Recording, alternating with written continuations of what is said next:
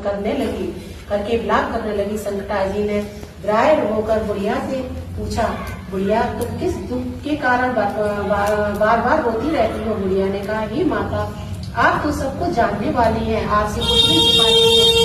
यदि आप मेरे दुख को दूर कर दें तो मैं आपकी करुणा गाथा आपको सुनाऊं।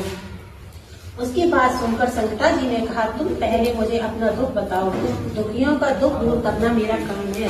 संकटा जी ऐसा कहने पर बुढ़िया ने कहा, मेरा लड़का परदेश चला गया है, उसके घर में न रहने से मेरी बहू मुझे बहुत तरह तरह की बातें सुनाती है, उसकी बातें सहन करने के योग्य नहीं होती। इसी कष्ट के कारण मैं विवश होकर बारंबार रोया करती हूँ। बुढ़िया की है दर्द भरी गाथा को सुनकर माता संकटा ने कहा, तुम घर जाकर मेरे लिए मनौती मांग लो, और हे संकटा माता, यदि मेरा लड़का सब कुशल घर वापस आ जाएगा तो मैं आपकी पूजा करूंगी और सुहागिन स्त्रियों को आमंत्रित करके उन्हें भोजन कराऊंगी। संकटा माता के कथा अनुसार उस बुढ़िया ने घर आकर लड्डू बनाए, परंतु विचित्र बात यह है कि जब भी बुढ़िया 7 लड्डू बनाती तो 7 में 8 लड्डू बन जाते। इस बात से बुढ़िया बहुत ही असमंजस में पड़ गई कि कैसे क्यों, ऐसा होने का क्या कारण है? कहीं मेरी गलती से गिनती करने में भूल तो नहीं हो रही, अथवा अपने आप 8 लड्डू बन जाने का कोई अन्य कारण है? इसी समय वृद्धा स्त्री के बीच में माता संकटा प्रकट हुई और बुढ़िया ने कहा, क्यों बुढ़िया, आज तुम्हारे यहाँ कोई उत्सव है क्या?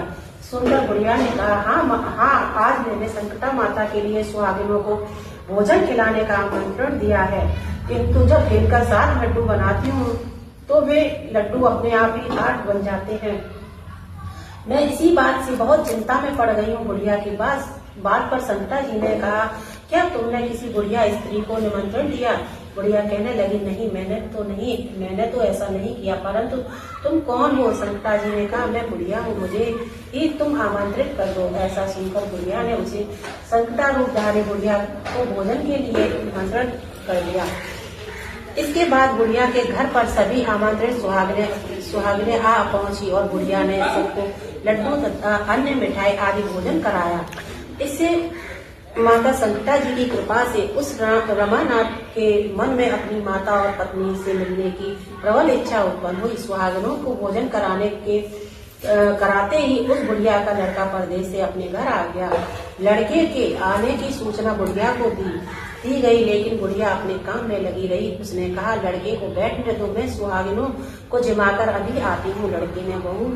लड़के की बहू ने पति आगमन का समाचार पाकर पति के स्वागत में वहाँ तुरंत जाकर प्रस्थान कर दिया। लड़के ने अपनी बहू को देखकर मन में विचार किया कि मेरी पत्नी को मेरे प्रति कितना प्रेम है, जो खबर पाते ही मुझसे मिलने के लिए चली आई, परंतु मेरी माता का मुझ पर जरा भी स्नेह नहीं है, क्योंकि खबर पाकर ही माता ने आने की बात न सोची।